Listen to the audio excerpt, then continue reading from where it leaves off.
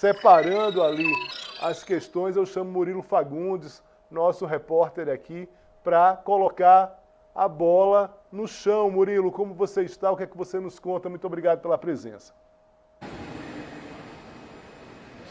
Oi, Léo, uma ótima tarde a você e a todos que nos acompanham. Seu áudio ficou um pouquinho baixo para mim na pergunta, Léo, mas acredito que você esteja falando sobre toda essa comoção aí pela votação do pacote fiscal, pela aposentadoria dos militares e também pela alta do dólar, que tem sido um tema bastante discutido aqui no governo e em todo o Brasil, né, Léo?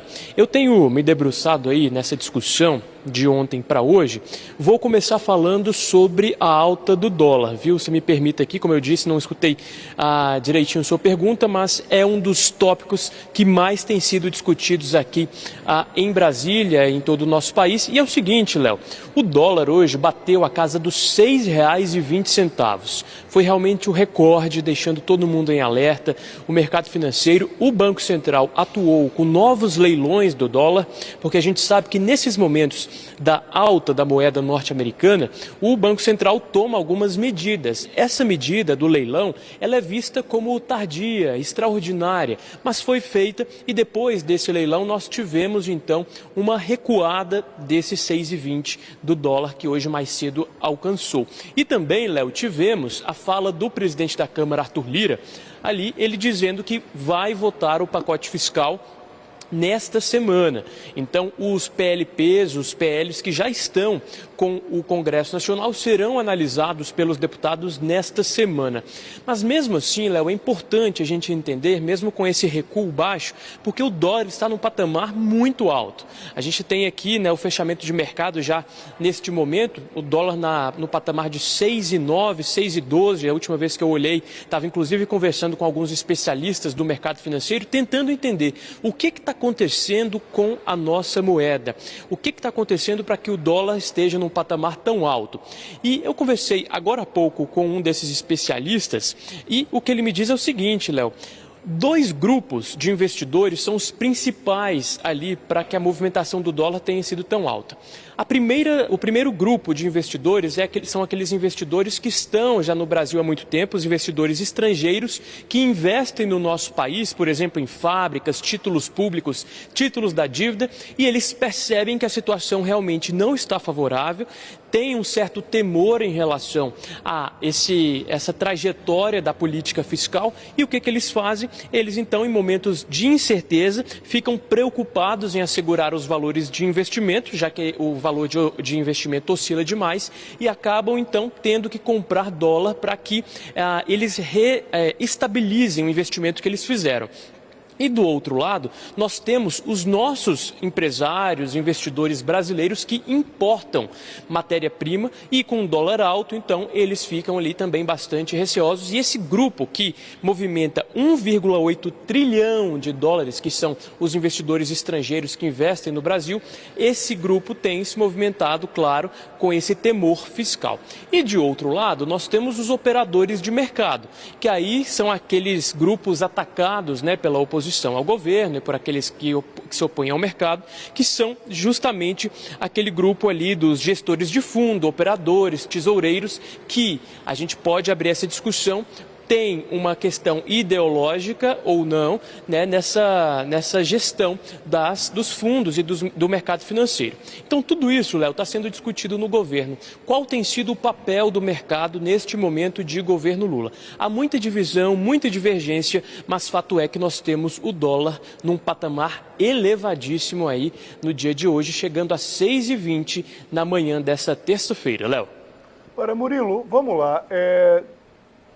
O governo está muito claramente ali. Isso, para quem acompanha a política, você tem uma relação política, você detalhou bem aí esses grupos, né, do mercado, mas essa relação política muito clara, né, tanto que, em determinado momento, o Arthur Lira, fala que vai começar a votar o pacote e o dólar dá uma recuada.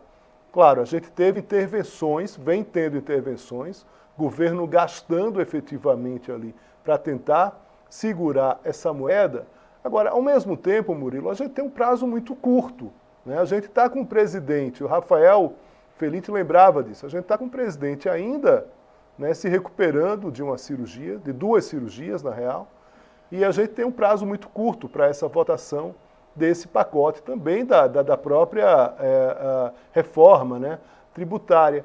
Queria que você avaliasse um pouco desses últimos dias em Brasília, né, dessa questão política e econômica em Brasília. A gente tem terça, quarta e quinta, efetivamente, hoje terça já, a gente vai ter 3 dias aí para ter uma aceleração. A gente sabe que na quinta-feira já existe uma debandada do Congresso para os estados. Semana que vem, dia 24, Natal, já é na terça-feira, ou seja, é um prazo muito curto. A outra semana já é virada de ano, Réveillon, enfim, as pessoas já com cabeça, né, em outro momento, né? Brasília, inclusive, já começa a se esvaziar de alguma forma.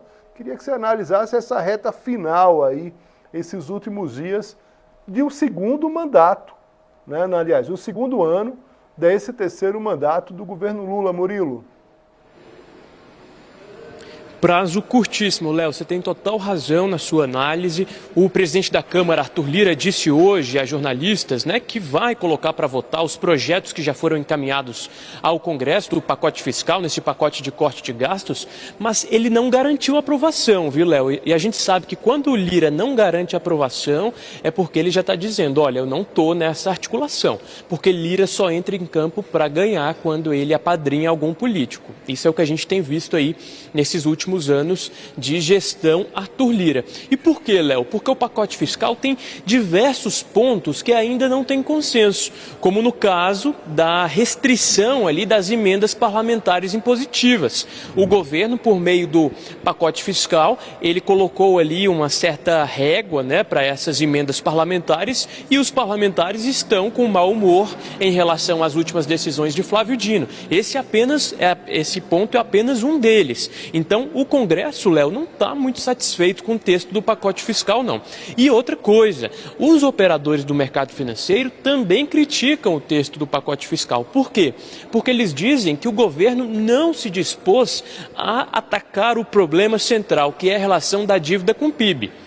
Esse é o ponto central. O governo não cortou na carne na avaliação desses investidores e na avaliação de grande parte do mercado financeiro. É justamente esse texto que tem causado essa alta consecutiva do dólar. Então a gente já tem um mercado insatisfeito, já tem o Congresso insatisfeito e ainda tem esse curto prazo para votar o pacote fiscal.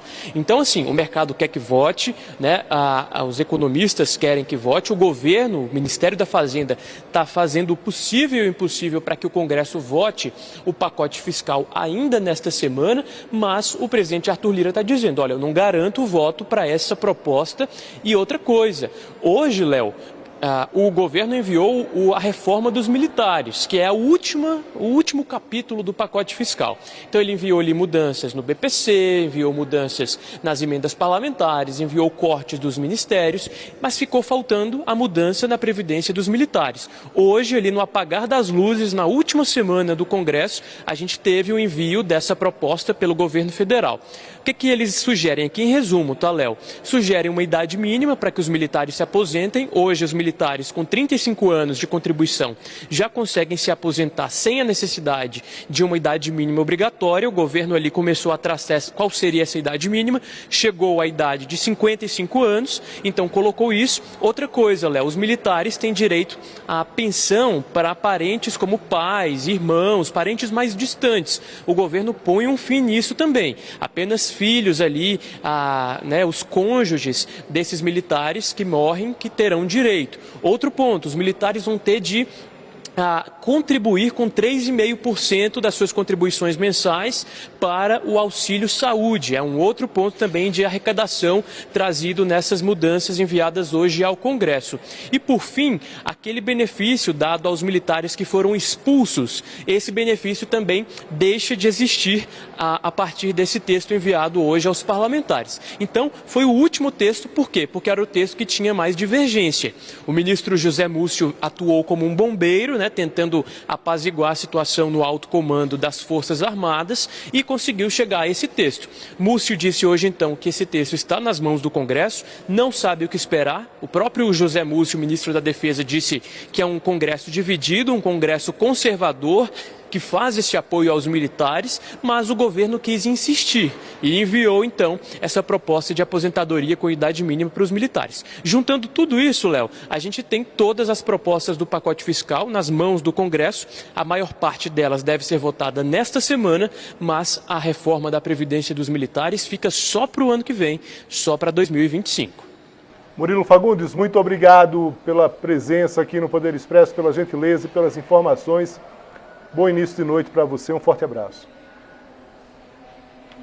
Um abraço, Léo.